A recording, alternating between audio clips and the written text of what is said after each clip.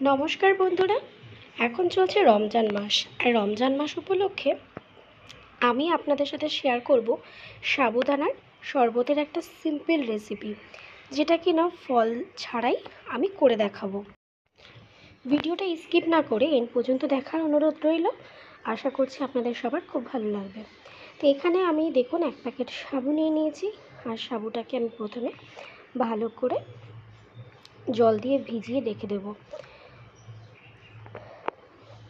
বন্ধুরা, এখানে কিন্তু আমি সাবুদানার শরবতটা একটু অন্যরকমভাবে। তো দেখো বন্ধুরা, এখানে আমি সাবুদানার মধ্যে আমি জল দিয়ে দিলাম।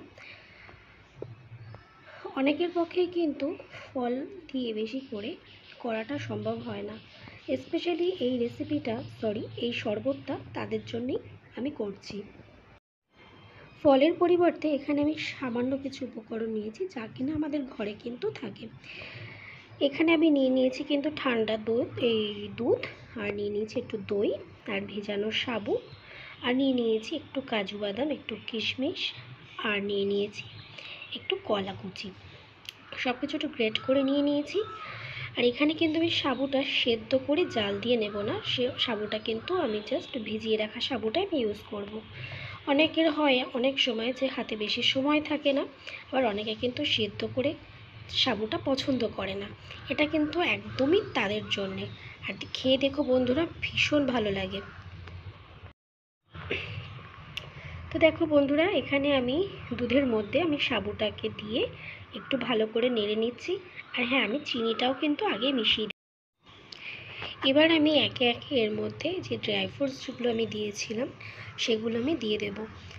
এখন সত্যি কথা বলতে রমজান মাস উপলক্ষে ফলের দাম কিন্তু একদম আগুন ছোঁয়া হয়ে গেছে, কি তাই তো? তার পরিপ্রেক্ষিতে যদি আমরা এই ড্রাই ফ্রুটসগুলো ইউজ করি, তাতে কিন্তু মন্দ হয় না, আর খেতেও কিন্তু বেশ ভালো আর ভীষণ হেলদি।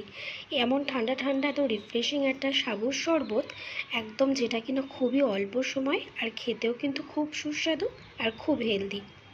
আর এটা কিন্তু বানাতেও একদমই সময় লাগে না, ঝটপট হয়ে যায়। আর একবার ট্রাই করে দেখো, ভীষণ ভালো লাগবে। তো এবার দেখো সমস্ত ড্রাই ফ্রুটসগুলো দিয়ে নিয়ে এবার আমি একটু ভালো করে একটু নাড়িয়ে নিচ্ছি। এটাকে বানিয়ে রাখার পরে তোমরা কিন্তু কিছুক্ষণ চাইলে একটু ফ্রিজেও রেখে দিতে পারো।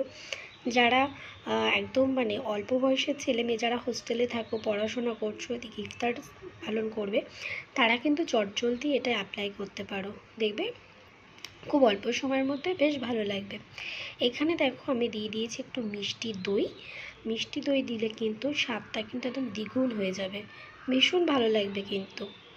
তো মিষ্টি দইটা দিয়ে এবার আমি একটু ভালো করে সাবুটা মেখে নেব।